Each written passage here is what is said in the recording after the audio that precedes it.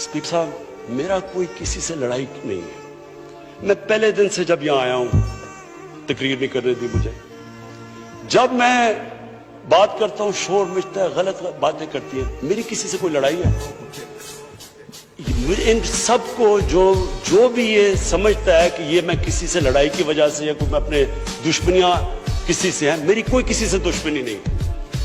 मैं आज आपके सामने कह रहा हूं कि अगर पाकिस्तान के अंदर, हमारे मुल्क में अगर सही माने में अकाउंटेबिलिटी प्रोसेस ना चला, हम किसी सूरत इतना पैसा नहीं इकट्ठा कर सकते अपने बच्चों को तालीम देने के लिए, सेहत उनके इलाज करने के लिए, अस्पताल ठीक करने के लिए। हम आगे बढ़ ही नहीं सकते। जब एलीट करप्शन पे लगी हुई है, वो आप कैसे समझते हैं वो मुल्क तरक्की करेगा?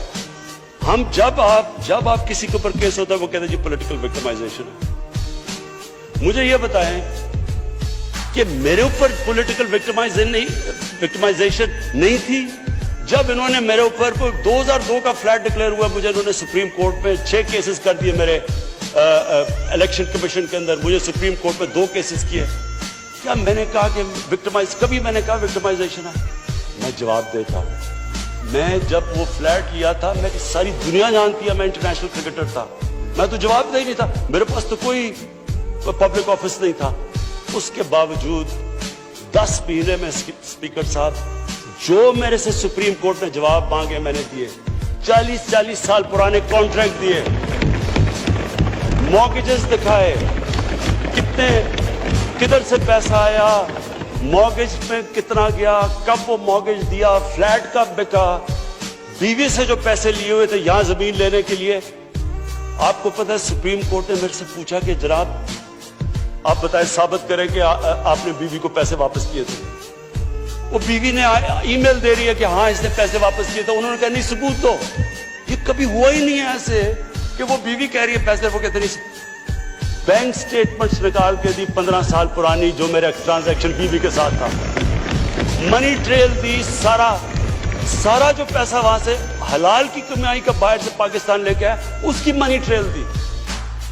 स्पीकर साहब, कोई मैंने कमाल नहीं किया। ये हर उस मुल्क में जिसमें जेन्युइन डेमोक्रेसी है, वहां एक लीडर को जवाब देना पड़ता है, क्योंकि वो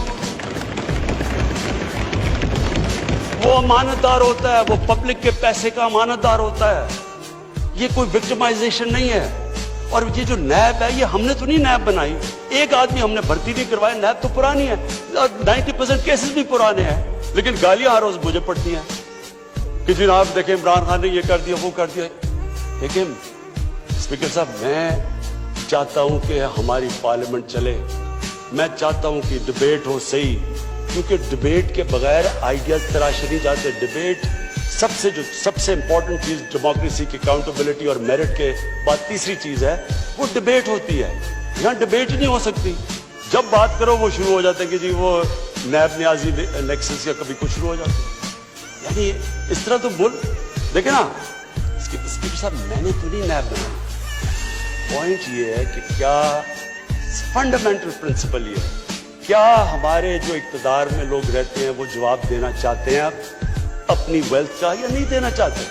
और अगर वो नहीं देना चाहते तो बाकी क्यों देंगे? आप जो कल्चर होता है वो ऊपर से सेट होता है। वो कहते हैं fish rots from the top. जब ऊपर से खराब होता है, सारा माशरा नीचे तक तबाह हो जाता है। करप्शन का स्पीकर साहब नंबर 1 प्रॉब्लम ये होता है कि मुल्क में जो पैसा ह्यूमन डेवलपमेंट में जाना होता है वो लोगों की जेबों में चला जाता है। नंबर 2 प्रॉब्लम ये होता है क्योंकि चोरी का पैसा होता है वो मुल्क में नहीं आप रख सकते, वो आपको मुल्क से बाहर भेजना पड़ता है। तो मैं सिर्फ ये कंक्लूड करता हूँ स्पीकर साहब, मैं अपनी ऑपोजिशन से बड़े रिस्पेक्ट से कहना चाहता हूँ, मेरी कोई किसी से दुश्मनी नहीं है, ना मैं कुछ बदला लेना चाहता हूँ।